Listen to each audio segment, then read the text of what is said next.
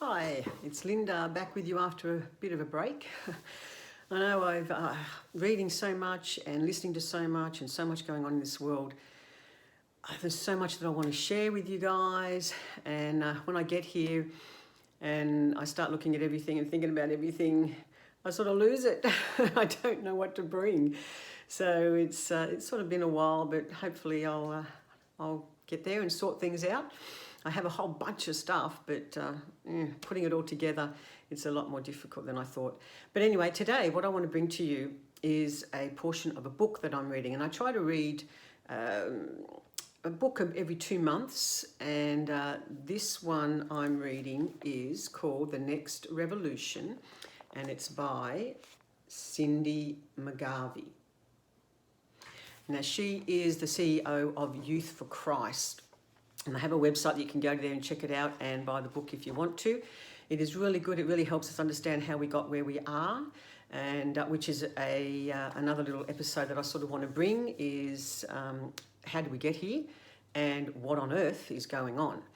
So we've got so much that is happening and destroying our world, and especially trying to destroy our Christian faith and our Christian heritage, our Christian upbringing, and just everything that God has created. You know, there's so much against the family that they're trying to pull apart, motherhood, fatherhood, just male and female, gender, and the kids, they're just bringing them up with all these crazy ideas.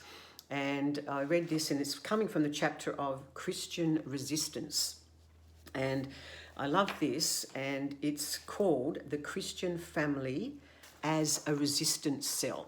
Don't you love that? A resistance cell. Anyway, I'm going to read it to you. It's sort of going to be an audible today. I hope I'm allowed to do this. But I'll tell you what book it is again at the end, so that you know it's not me being this clever. And so The Christian Family as a Resistance Cell.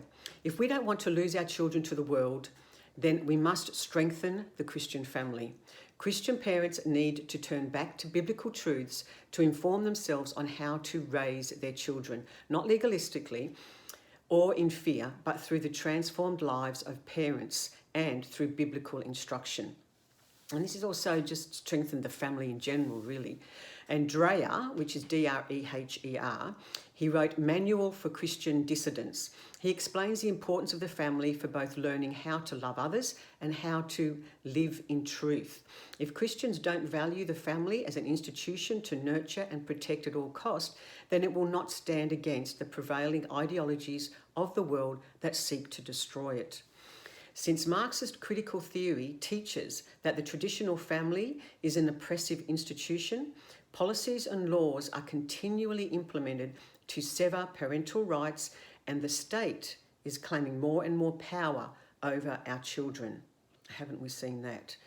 Now, Dr. Spock, a lot of you my age or older or around my age now would know. I remember hearing of Dr. Spock. It was worldwide, and his method of bringing up children.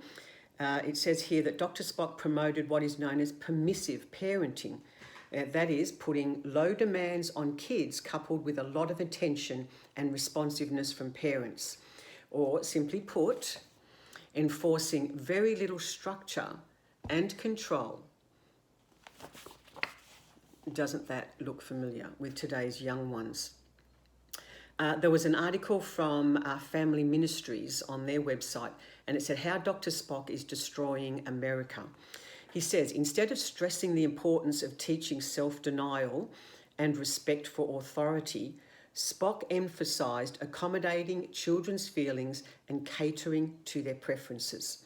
No longer did children learn they could endure Brussels sprouts and suffer through daily chores. Using Spock's approach, parents began to feed self-indulgence instead of instilling self-control. Homes were becoming less parent-directed and more child-centred.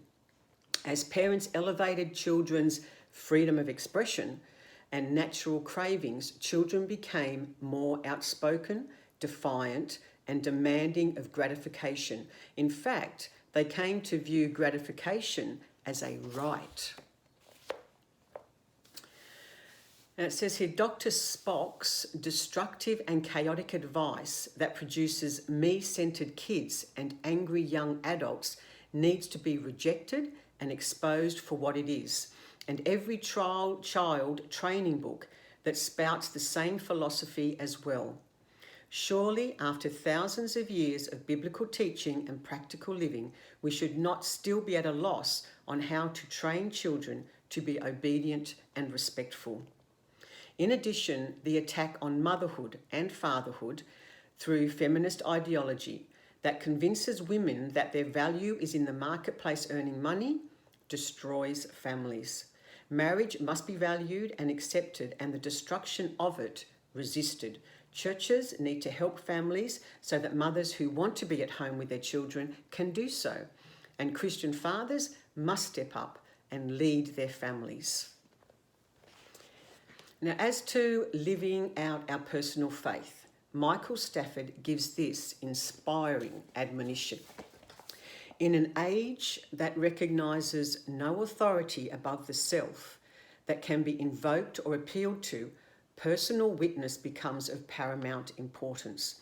For this reason, we must not merely speak to others of human flourishing, we must show them that the garden is in bloom. That is, a life more joyful, deeper, richer and fulfilling than any existence imaginable under the slate grey skies of the cult of self. Because, as Karl Rahner, S.J., has observed, a faithful Christian life is not a duty to be painfully observed, but rather a glorious liberation from the enslavement of mortal fear and frustrating egoism.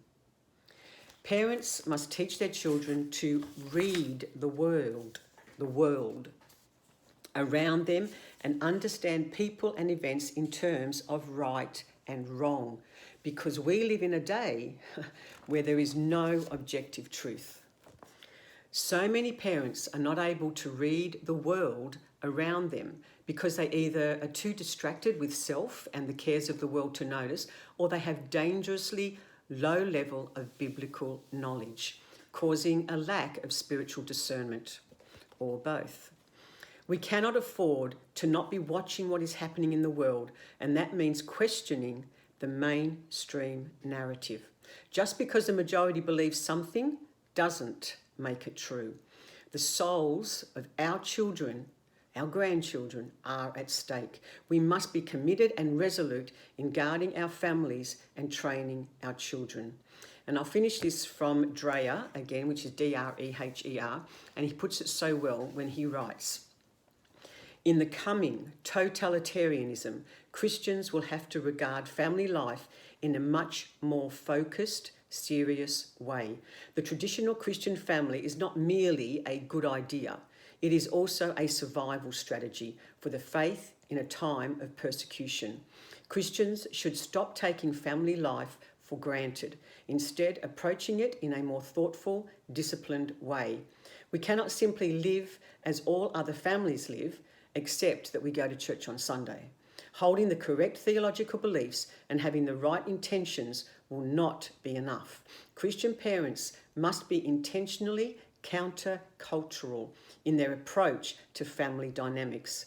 The days of living like everybody else and hoping our children will turn out for the best are over." So that was from The Next Revolution, Cindy McGarvie, and that was the chapter on Christian resistance. And it was on page 226, and then with Dr. Spock, it went back to page 184. I'll leave that with you, and I just thought that was great for this time. We really need to step up as Christians to show our Christian families, show our Christian faith, and be a strong resistance to everything that's attacking our God and our Christian ways. Thanks for listening. I'll be back.